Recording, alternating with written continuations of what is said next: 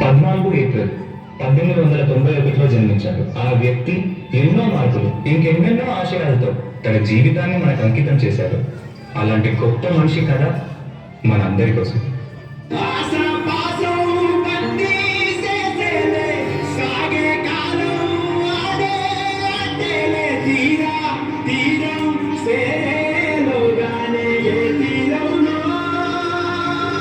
నమస్కారం మాస్టారు.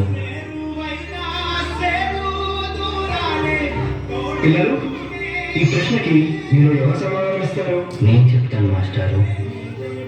భీమ్రా, ఆవిపు. నువ్వు ఆ బెల్లాన్ని తాకితే దాని వెనకాల ఉన్న నా భోజనం మైలైపోతుంది. నువ్వు కూర్చో. నువ్వు వెళ్ళి రాయి భీమరావు.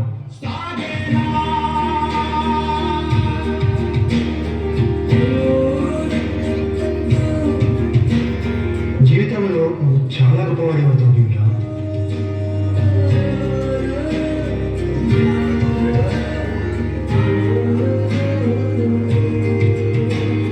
నీ వల్ల మా భోజనం మైలైపోయింది. ఇది కూడా నువ్వు పెట్టిండు.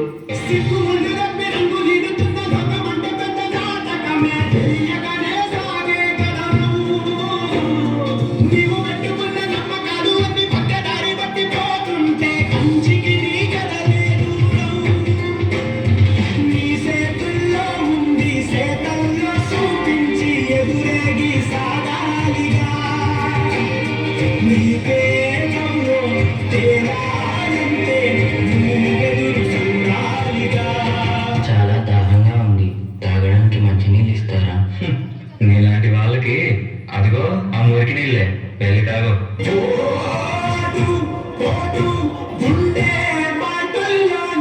మనుషులు మనుషుల్లా చూడండి, పశువుల్లా కాదు.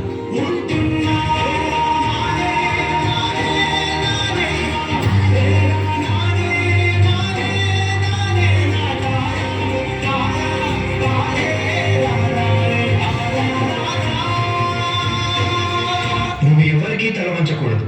నీ చదువు నీ మార్గం కావాలి. విజ్ఞానమే నీ ధనం కావాలి. నీ వాళ్ళ కోసం నువ్వు ఒక దీపంగా నిలవాలి. నీ కృషి, పట్టుదల, దీక్ష మన భారతానికి రాజ్యాంగం కావాలి. ఇప్పటి నుంచి నీ ఇంటి పేరు నా ఇంటి పేరు అవ్వాలి. అందరూ నిన్ను అంబేద్కర్ అని పిలవాలి. సరేనా భీమరావు?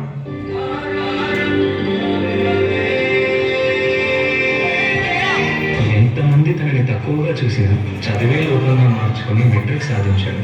అదే సమయంలో పెద్దలు తన పెళ్లి కూడా చేశారు. సాయాజీరావు గాయక్వాడ్ అనే మహారాజు సాయంతో విదేశాల్లో చదువు పూర్తి చేసి ఎన్నో గణితలు సాధించి తిరిగి వస్తారు.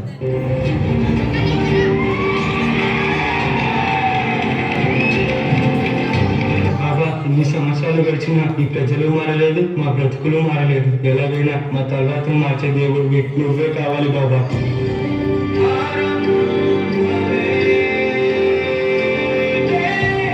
నా ప్రజల కోసం ఎంత కష్టమైనా పోరాడతాను.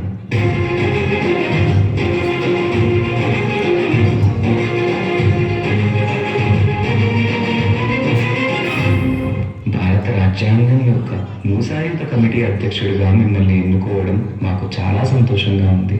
ఇన్నేళ్లకి నా ప్రజలకి, నా దేశానికి సేవ చేసే సమయం వచ్చింది. భారత రాజ్యాంగాన్ని నిర్మించే అవకాశం నాకు దక్కింది. దీనికోసం నా ప్రాణాలు అర్పించడానికైనా సిద్ధంగా ఉన్నాను.